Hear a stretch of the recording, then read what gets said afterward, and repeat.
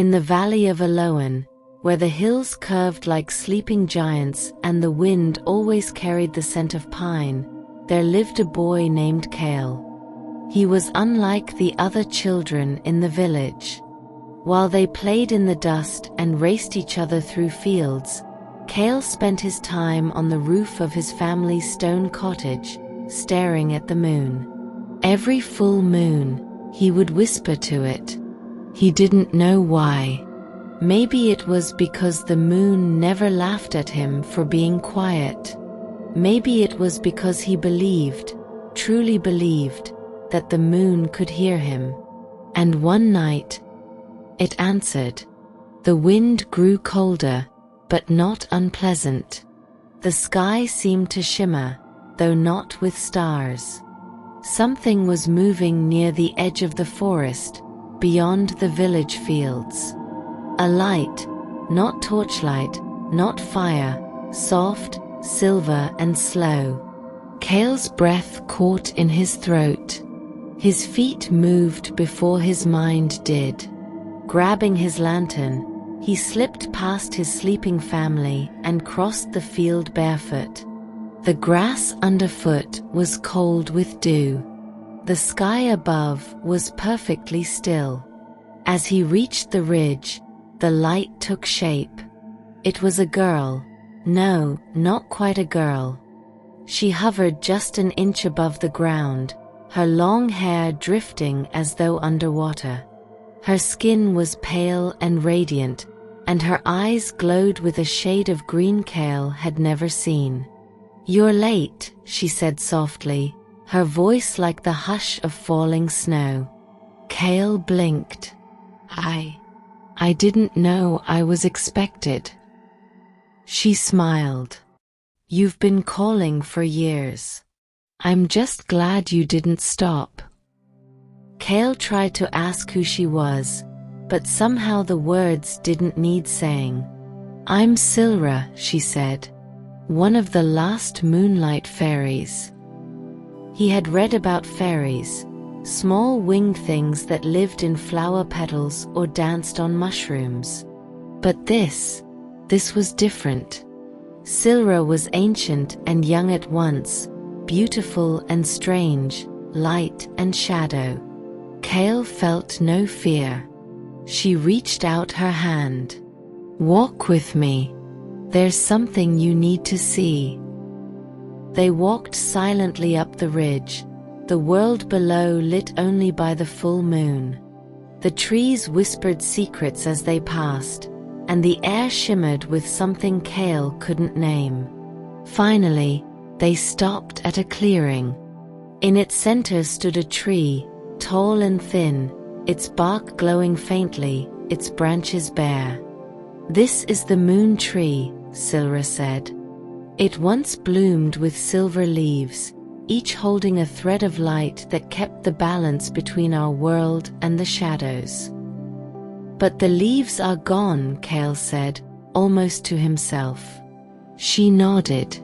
"Because the pact was broken." Kael looked at her.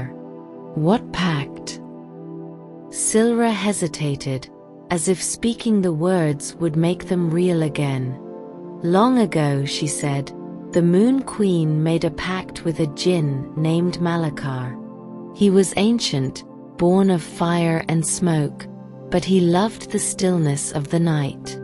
She gave him a gift, the right to roam the darkness freely, as long as he protected the light.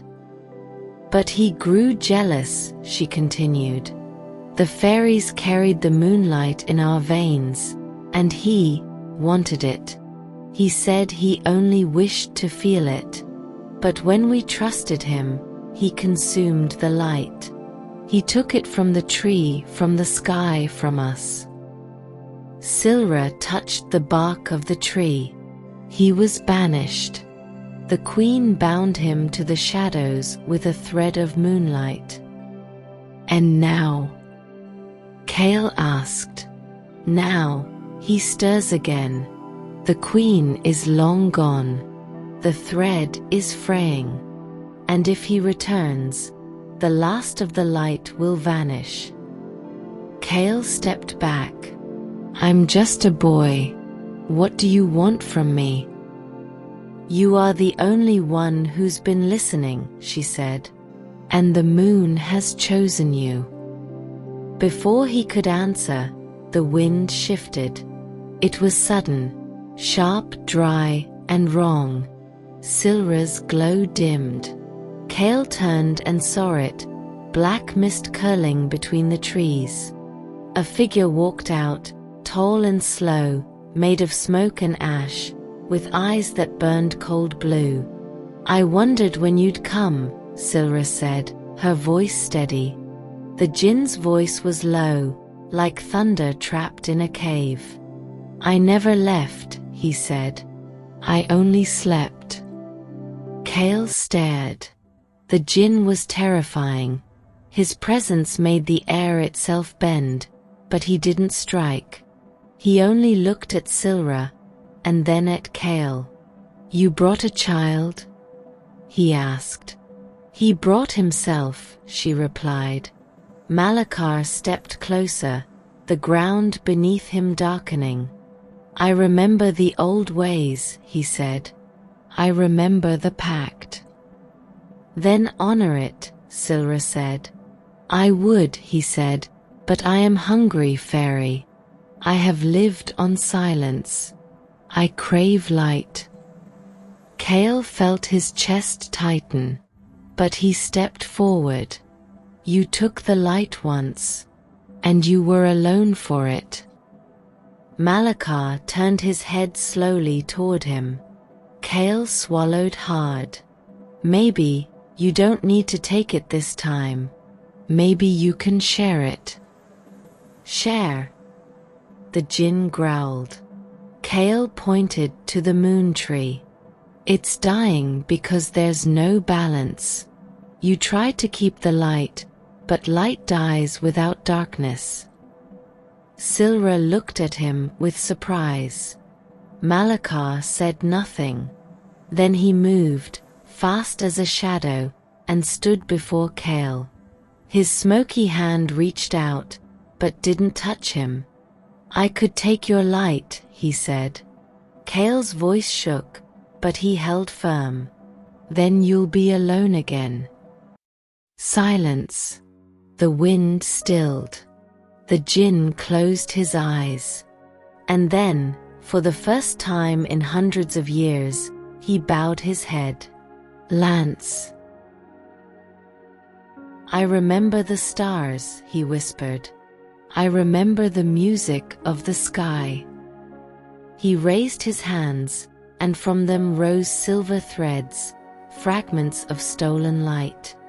They spun toward the moon tree and melted into its bark. One by one, its branches bloomed. Silver leaves unfolded like slow flames. Silra's eyes filled with tears. The ridge glowed, and Malakar faded back into mist, whispering, "Thank you, boy who listened." Kael stood in the moonlight, breathless. The world felt different, balanced. Silra turned to him. "You've done what none of us could. You gave him what he'd forgotten, mercy." Kael looked at the tree. "What now?" "The pact begins again," she said. And with that, she leaned forward, kissed his forehead, and vanished in a shimmer of silver. Kael blinked. He was back on the ridge. The forest was quiet. The moon tree stood tall, its leaves glowing softly in the breeze. The stars seemed brighter. And Kael was smiling. He walked home as dawn crept across the hills, the first morning light gently touching the village roofs. No one in Aloan knew what had changed that night. But Kael did. And every full moon after, he still looked up. Not to ask, but to thank. Because he had found a story. And sometimes, that is all it takes to bring the world back into being.